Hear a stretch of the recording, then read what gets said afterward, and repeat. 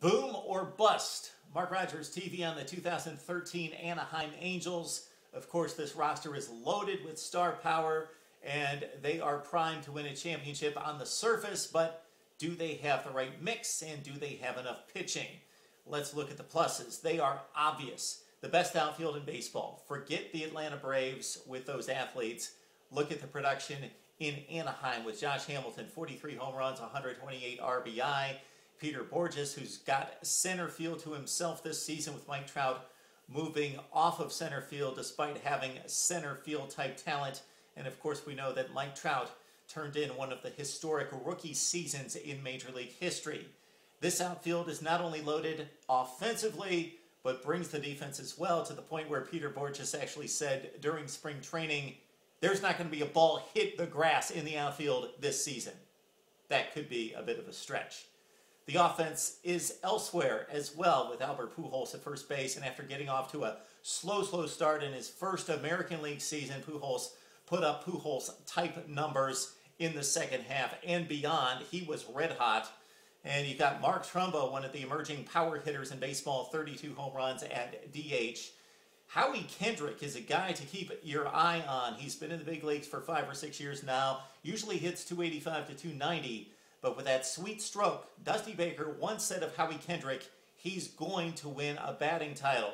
He knows how to use the whole field. He hits with power. He hits to right center field. He's hit over 300 in the past. And Howie Kendrick's a down-the-order guy for this type of club. And the one unsung guy in the order, impact player, Eric Aybar at shortstop. He hit 290 with 20 stolen bases last year. And what I like, with all the big sluggers in the lineup, this is the guy that knows how to squeeze out a run, move runners over, get guys in, lay down the bunt when needed, and of course, he can steal a base as well, Eric Aybar. Now we get to some sore spots, starting with the pitching rotation, which on paper I believe to be the best in baseball at the end of 2012.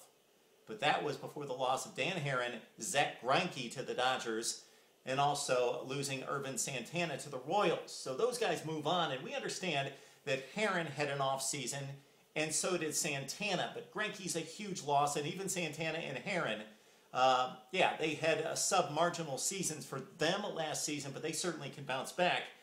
And the replacements aren't great. Look at the replacements. You've got Joe Blanton, who in the National League had a 4.71 ERA, and gave up 29 home runs. 29 home runs. We know that Philly's a bandbox, but still, 29 home runs in the National League. Blanton could get roughed up. It could get ugly for him in the American League this season. Also, you've got Jason Vargas, who's a nice addition from Seattle. 14-11 with a 3.85 ERA. That was his best season, so he may not be able to duplicate that, but certainly with this offense backing him up, Jason Vargas should win more than he loses. Tommy Hanson is the key to this thing. He's still only 26 years old, but if you look at the production, he's been on the decline. It's a bit concerning when you look at the numbers from Tommy Hanson. He burst onto the scene and was dominant. Then he was less dominant, and certainly got roughed up last year. Again, a 5.69 ERA out of Tommy Hanson in the second half of 2012 in Atlanta. Now he comes to the American League with tougher, more deeper lineups, and he's going to have to deal with that. He's been on the decline. Tommy Hanson, a key in this rotation. And certainly the two guys at the top, when you look at Jered Weaver, no worries here. 20-5 last season with a 2.81 ERA, but delve a little bit deeper. Dominant in the first half, 1.96 ERA. Then Weaver gave up 15 home runs in the second half and a 3.72 mark in the second half, so he was human and hittable. C.J. Wilson as well turned in a great first half. The lefty at 2.43 ERA. Second half, he blew up.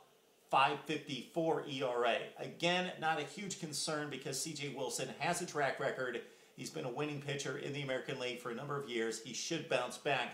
But again, C.J. Wilson coming off a bad second half in 2012. Now let's look at the bullpen, which is good in spots, but it's rather thin.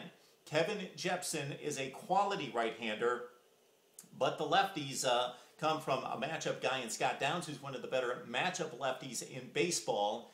And a big addition is Sean Burnett, coming from the Washington Nationals. Burnett, a lefty again, posted a 2.38 ERA with Washington, but again, the transition to the American League, sometimes not kind to pitchers. And along with Burnett, you've got to take into consideration 56 innings pitched, 58 hits given up, so the 2.38 ERA might be a bit deceiving for Sean Burnett. But like Hansen out of the rotation, we believe Burnett to be a big key in the bullpen. The Angels will be counting on him. And how about Ernesto Frieri, the closer, who got his first closing assignment last season, saved 23. We'll see how he reacts down the stretch in a pennant race. The Angels got themselves in a situation in 2012 where they were behind the 8-ball and trying to catch up in the wild card chase, and Frieri might not have had a whole lot of pressure on him, but all eyes on Anaheim this season to win the whole thing. Frieri's going to have to close out some games in September that count, and hopefully for Angels fans in October as well. But Frieri, a bit unproven, but again, he's got the stuff to make it happen at closer. Angels fans, this is where you need to step up. Let us know what you think about your 2013 team right here on Mark Rogers TV.